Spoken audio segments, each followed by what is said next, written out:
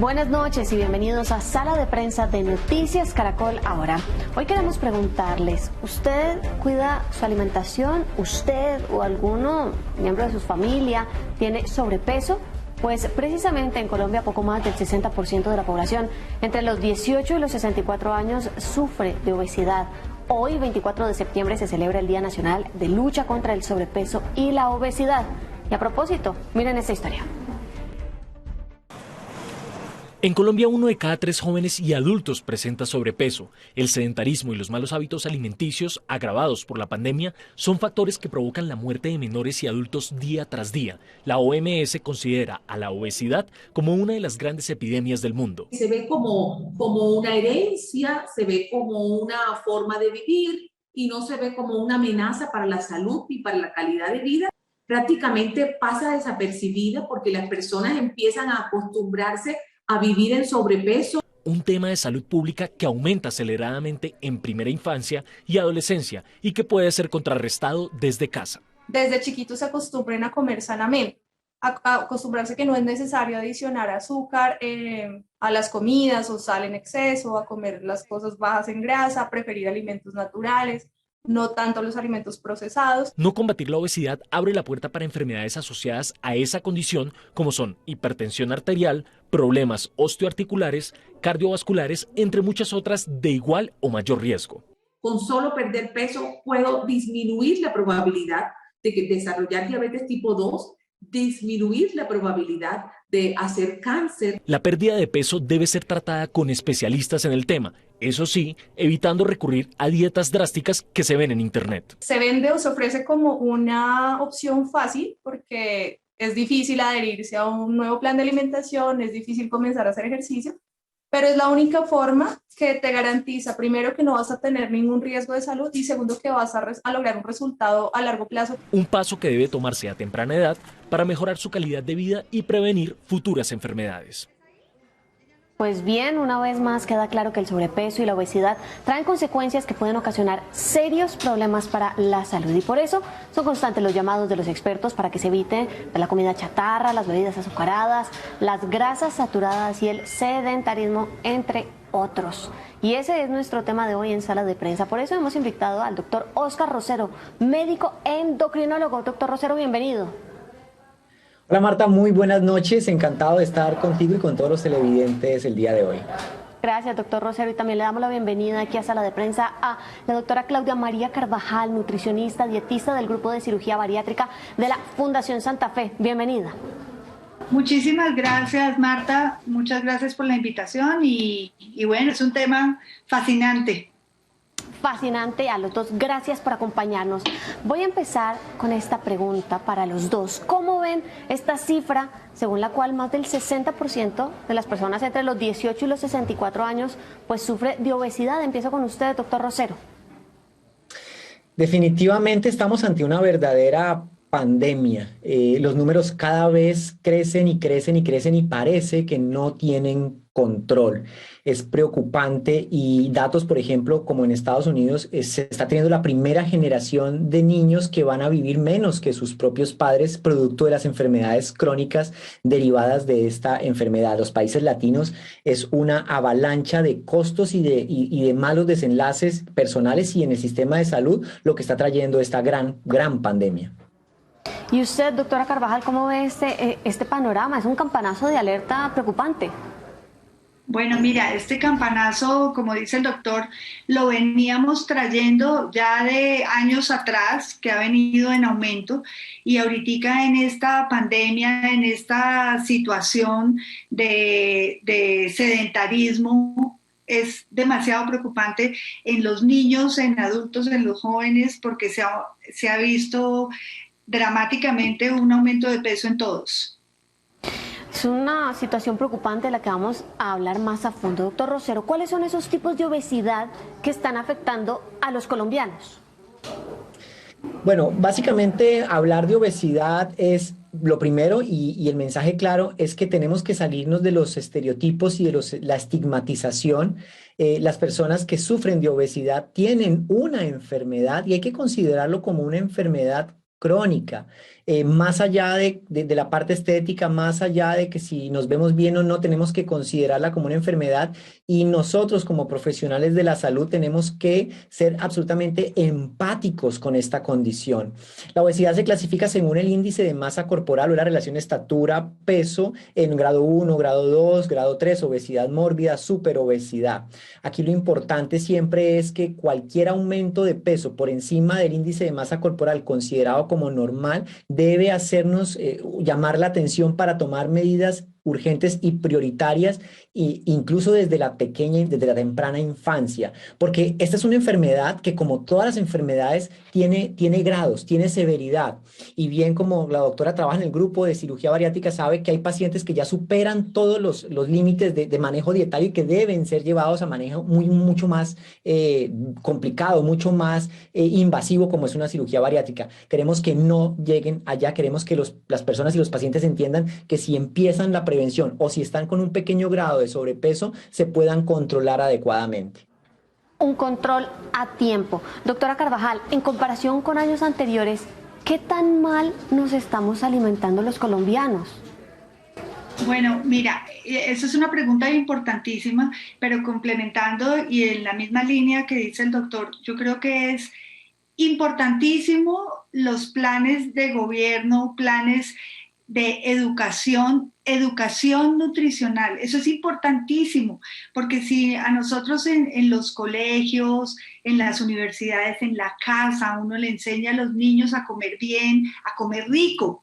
No es no comer, es comer rico, pero saber elegir, saber poder elegir los diferentes tipos de alimentos, pero que sin sea dieta. Lo que pasa es que lo que dice el doctor es muy cierto, es no llegar, el objetivo es no llegar a donde estoy yo, que es el manejo quirúrgico. Es importantísimo, es uno tener la conciencia de que tiene que hacer ejercicio, de que tiene que comer rico, de que tiene que comer bien, pero no en exceso. Yo creo que esa es la clave, es enseñarle a los niños a comer. También, doctora, y usted me corregirá, es comer hasta que uno quede bien, no a reventar, que ese también es, digamos, en muchas casas es como tiene que quedar lleno el niño a reventar para que puedan sentir, ok, se alimentó. Claro, lo que pasa es que ahí nosotros tenemos pues digo yo, como unas cosas que vienen de mucho tiempo atrás, herencias y esto, que si uno no se come todo el plato, no se puede parar de la mesa, y todo eso lleva de generación en generación y degeneración, porque entonces los niños comienzan a comer demasiada cantidad de alimentos. Cuando un niño dice no quiero más, es porque de verdad está satisfecho, que es lo que tú estás diciendo, y es perfecto. Es no comer en exceso, sino comer para estar bien, pero no en exceso, no de gula. Exactamente, doctor Rosero. Yo quiero preguntarle si es lo mismo tener sobrepeso que ser obeso. Es bien interesante la pregunta. A ver, nos ponemos como en contexto. La obesidad y sobrepeso se define por la Organización Mundial de la Salud con el índice de masa corporal, como te explicaba anteriormente, y es la relación entre el peso y la estatura. Sin embargo, eso aplica para estudios poblacionales masivos. En la individualidad termina siendo mucho más importante lograr determinar la verdadera adiposidad, porque la obesidad se define por exceso de adiposidad. Podemos tener personas con peso normal o índice de masa corporal normal, pero con exceso de adiposidad, o personas con índice de masa corporal elevado en rango de sobrepeso, pero con muy poca grasa, por ejemplo, los fisicoculturistas. El sobrepeso es como la antesala y por índice de masa corporal a la obesidad. Son valores estadísticos, pero el consejo siempre es que cuando tenemos ese índice de masa corporal en rango de sobrepeso o en rango que está pasando el sobrepeso, consultar inmediatamente para que los profesionales de salud determinen si realmente es un peso en grasa o es un peso adecuado por la estatura, por la contextura y por todo lo demás.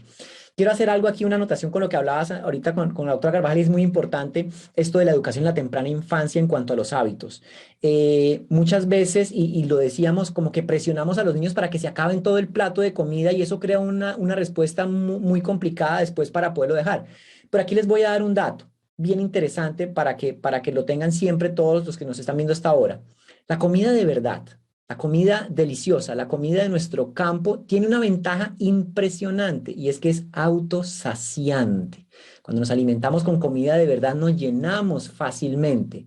Cuando nos alimentamos con comida de mentiras o comida ultraprocesada, carente de nutrientes, alta en calorías, nunca nos vamos a sentir llenos y siempre vamos a querer más. Y entonces, denos un ejemplo para que las personas puedan traducir eso en alimentos concretos. ¿Cuáles son esos que nos generan una autosuficiencia sin necesidad de consumir en alta cantidad versus esa comida que por más de que comamos, pues sencillamente siempre vamos a quedar con hambre?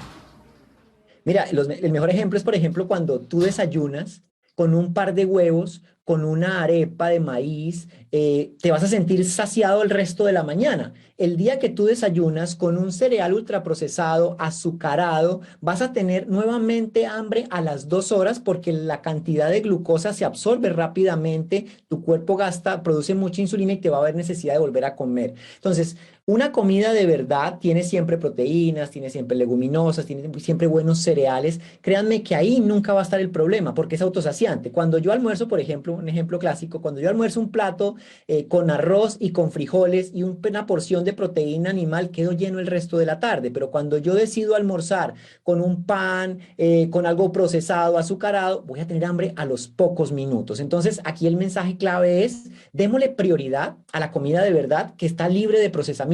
Y un dato, en Colombia, estudios publicados nos han indicado que la población infantil tiene más del 40% de su ingesta calórica diaria basada en productos que no son comida o productos que se venden como comida, pero que son muy desprovistos de propiedades nutricionales adecuadas. Eso hay que bajarlo si queremos parar la pandemia. Y sobre todo de esa pandemia, doctora Carvajal, recordemos además cuáles son esos otros alimentos que inciden de manera en el sobrepeso, aparte de los que ya nos comentaba el doctor Rosero.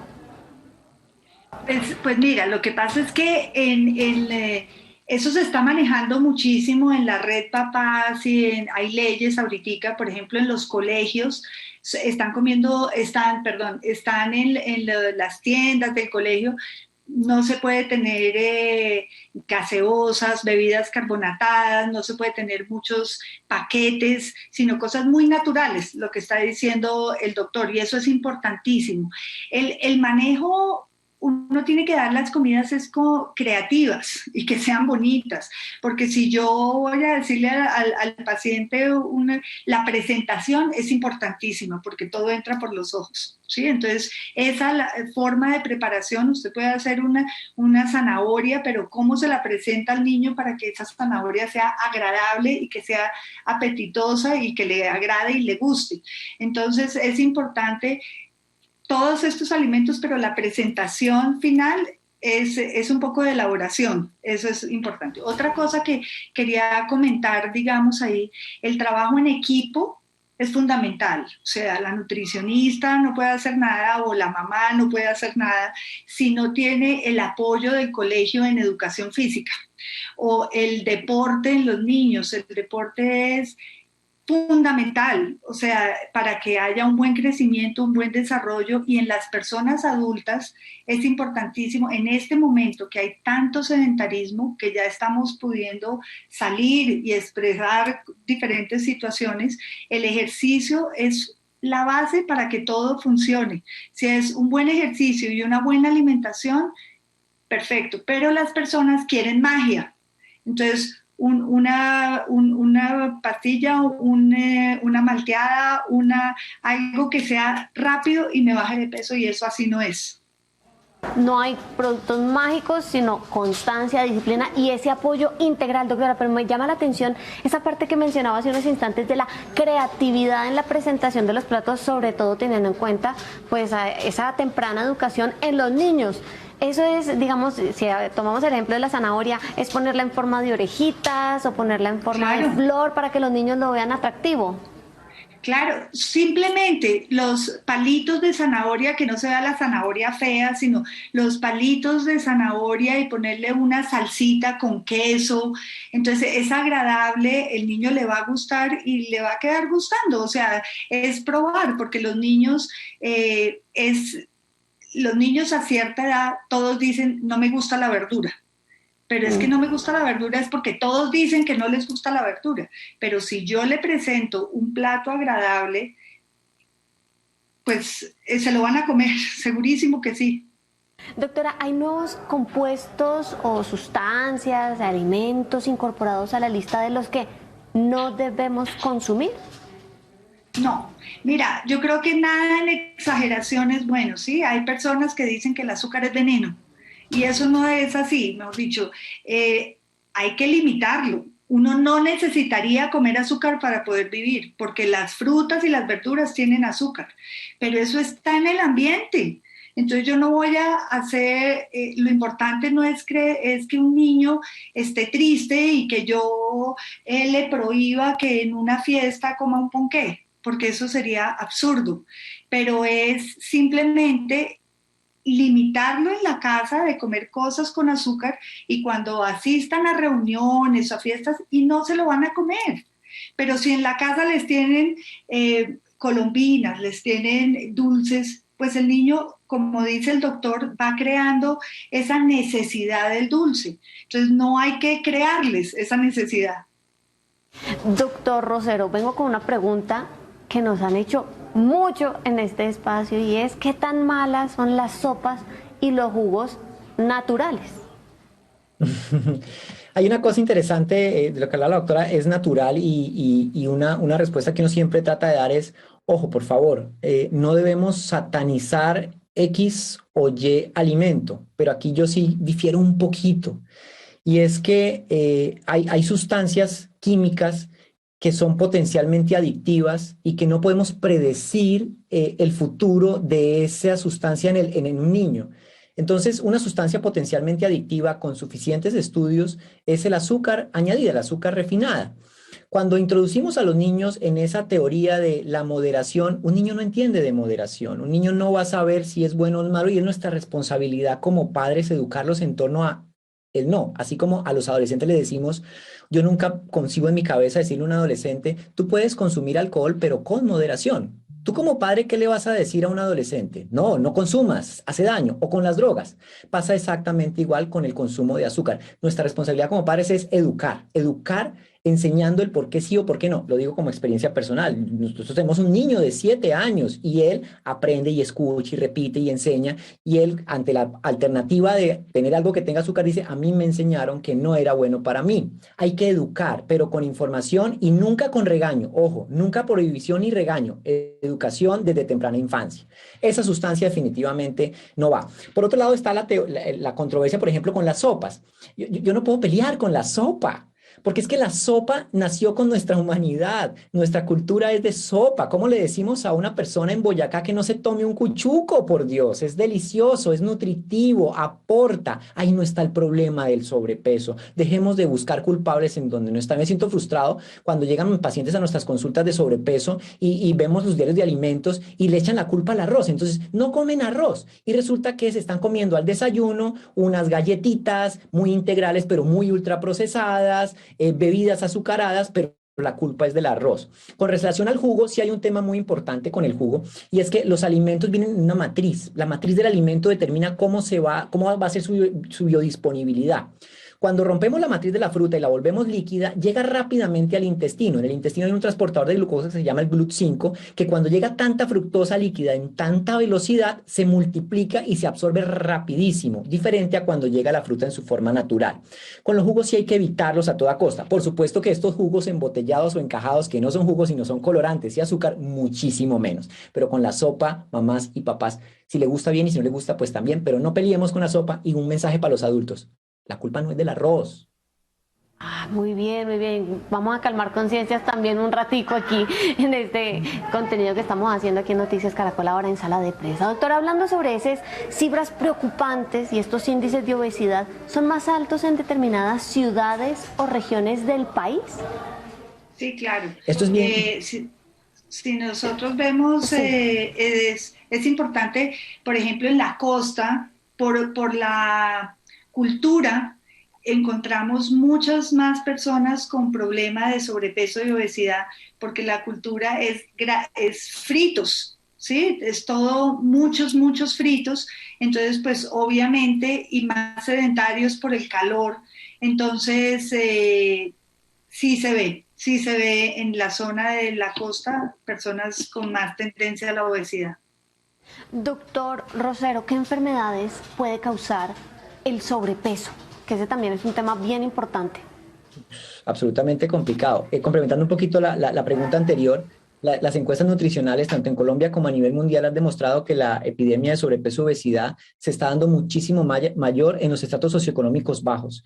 Los estratos socioeconómicos bajos no están teniendo acceso a información o no tienen tiempo ni siquiera para buscar la información, y las alternativas que encuentran en su entorno no son las mejores. Hay un estudio, por ejemplo, en México muy interesante donde mostraba que las personas de estrato socioeconómico o sociocultural bajo tenían 1 kilómetro de distancia entre su sitio de trabajo, su sitio de residencia, a conseguir alternativas amigables. No me gusta la palabra saludables, sino amigables. Mientras que los estratos socioeconómicos altos tenían muy cerca el acceso y la capacidad de pago.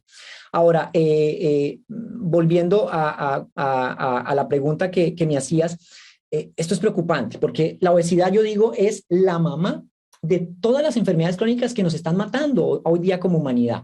De la obesidad y sobrepeso se desprende la hipertensión arterial, se desprende la resistencia a la insulina y posteriormente la diabetes, se desprende la apnea del sueño, hipertensión pulmonar y falla cardíaca, se desprende enfermedad cardiovascular, infartos y mortalidad cardiovascular, se desprende disfunción sexual, se desprende infertilidad. Entonces, cuando dicen a uno que tiene, por ejemplo, hipertensión, diabetes, colesterol, hay que mirar qué es lo que está arriba, cuál es la sombrilla, y la sombrilla se llama sobrepeso, y lo que está por encima de esa sombrilla se llama malos hábitos de alimentación orientados en su gran mayoría a la industrialización de la comida, pobre en nutrientes, alta en calorías. Claro, y ahí usted toca una parte muy importante y es entender cómo nutrirnos, qué es alimentarnos. Doctora Claudia. Mira, hay una alrededor de la alimentación o alrededor de la comida, hay muchos temas. Porque tú con la comida premias, con la comida das amor, con la comida castigas, todo es alrededor de la comida, es la parte social, ¿sí? Entonces, el alimentarnos bien es sentarse uno y es ¿qué me gusta a mí? Eso por eso es tan individual, no hay una dieta y no tenemos que hablar de dieta, porque es que cuando uno habla de dieta o cuando uno va a la nutricionista es que voy a comer de todo porque mañana ya no me van a dejar comer nada, y es totalmente equivocado, es meterse en cada persona, cómo es la forma de alimentarse y cómo lo puedo yo educar en la alimentación que sea con los gustos de la persona, porque yo no soy yo no soy como nutricionista que voy a imponer qué es lo que tiene que hacer, sino tengo que mostrarle por qué es que es bueno cambiar. Hay muchos productos, muchas cosas naturales, como decía el doctor, que las personas ni siquiera se les ocurre comer. Sí, entonces uno tiene que comenzar a indagar, hacer una anamnesis, o sea, preguntar qué come el paciente, qué le gusta, inclusive de qué región es. Eso no es una fotocopia para cada persona, tiene que ser individual, con los gustos de cada persona. Las personas, ahorita está de moda intolerancia al gluten, entonces todo el mundo no es que yo soy intolerante y no puedo comer gluten, pero nadie se ha hecho exámenes. ¿Hay una evidencia de que tiene esa intolerancia? No. Entonces es como indagar un poquito y meterse un poquito en los gustos y en las actividades de los pacientes, porque yo no puedo decir, entonces ahora no puede salir a restaurantes porque pues estoy mal. Tengo es que ayudar a mi paciente, no imponer. Una alimentación consciente y a la medida. Doctor Rosero, ¿qué señales indican que tenemos problemas con el peso y que debemos consultar al médico? Por ejemplo, ¿cuándo nos podemos dar cuenta de eso, además de que la ropa pues nos empiece a quedar un poquito más apretado de lo normal? La cintura, el cinturón corriéndose en la hebilla ya es una señal de alerta. El aumento del perímetro abdominal, de ahí dice uno, algo no está bien por acá. Pero hay unas señales un poco más por debajo de lo evidente, y es, por ejemplo, yo les pregunto a los televidentes hoy, ¿se sienten cansados? tienen mucho sueño, viven con pereza, se sienten inflamados, sienten que las articulaciones les duele, sienten que no tienen la energía suficiente para mover el cuerpo, incluso antes de que empecemos a ver, ya son señales de alerta de que algo de lo que está entrando como nutrición no es lo adecuado para nosotros. Cuando estamos bien nutridos, y volviendo a la pregunta que hacías anteriormente, ¿qué es alimentarnos? Alimentarnos es dar información correcta a nuestros genes. El alimento no es un combustible, porque se ha minimizado el impacto del alimento. Un combustible, cuando tú le echas combustible a un carro, se gasta, pero no afecta en nada el carro sigue siendo igual. En cambio, cuando tú ingresas alimento, más allá de combustible, está generando cambios hormonales en tu metabolismo, en tu forma de ver la vida, en tu comportamiento. Entonces, pueden haber señales antes de lo evidente que estén indicando que lo que está ingresando como alimento te está desgastando. Miren, no hay ninguna cosa que desgaste más el cuerpo que metabolizar sustancias que no son alimento. Por ejemplo, hay muchos aditivos que son derivados del petróleo. Por ejemplo, hay muchas personas o muchas modalidades de la panadería actual industrial vienen con tanto gluten que así yo no sea intolerante al gluten, no me lo voy a aguantar. Entonces yo empiezo a tener señales de inflamación, de cansancio, que son quizás la premonición antes de que, por supuesto, la hebilla empiece a aflojarse, de que mi barriga empiece a aumentar de tamaño y la fatiga, por supuesto. La doctora Carvajal ya nos ha hablado de algo importante y es, no hay magia. Y es lo que tenemos que tener en cuenta, sobre todo con estas ofertas de dietas, tratamientos y hasta suplementos que no tienen el aval de ustedes, pues los expertos o los profesionales de la salud. En eso tenemos que tener mucho cuidado, doctora Carvajal, ¿correcto? Sí, mira, hay una cosa importante que quería complementar de la pregunta anterior al doctor. ¿Y cuál es la señal de que yo estoy mal? Es cuando me dejo. Uno tiene que primero que todo quererse. Cuando tú comienzas, las personas comienzan yo no me miro en el espejo y me pongo cosas grandes. Todos los pacientes llegan con chaquetas grandes, suéteres grandes, camisas grandes, es porque están tapando lo que de verdad tienen. Entonces son personas que necesitan muchísima ayuda, necesitan esa ayuda porque no hacen ejercicio, o son personas que dejaron de fumar o dejaron de hacer ejercicio hace un año, o están en la etapa de los 50 años o posparto. Entonces son personas que se dejan un poquito y no piensan en ellas como persona. Yo tengo que estar bien por dentro y por fuera. No es la maquillada, sino es sentirme bien. Y cuando tú comes bien, te sientes así, te sientes bien y haces ejercicio. Ojo con eso. El ejercicio es la clave del éxito. Tú puedes hacer lo que quieras, pero si tú no haces la parte física, si tú no trabajas la parte muscular, comienza a haber una situación que es sarcopenia, que son las personas que están gorditas y les hace falta, no tienen músculo, cero músculo, porque se les olvida la proteína y comienzan a comer puras cosas que no valen la pena. Entonces, ya a la tercera edad, son personas que tienen fragilidad, se llama esa enfermedad. Entonces, personas que no son autónomas de ellas mismas y que se pueden caer y se caen, se quiebran los huesos. Entonces es importantísimo ese complemento del ejercicio y la buena alimentación. Dos aliados muy importantes en un estilo de vida saludable. Doctora Carvajal, gracias por estar con nosotros aquí en Sala de Prensa. No, muchísimas gracias a ustedes y buenas noches. Doctor Rosero, a usted también muchas gracias por todos los aportes que nos dio en este segmento. Muchísimas gracias, Marta, y un mensaje final, un mensaje de empatía. Si tienes sobrepeso, si tienes obesidad, la culpa no es tuya. No te sientas culpable. La culpa es de la falta de información que has tenido. Busca información, indaga, pregunta, no te sientas culpable. No se trata de una enfermedad estigmatizante, se trata de recibir la información correcta, no es culpa tuya. Me siento culpable como profesional de no haberte dado a tiempo la información correcta. Y en nombre de todos los profesionales, en serio, discúlpanos, vamos a hacer mejor las cosas, como decía la doctora.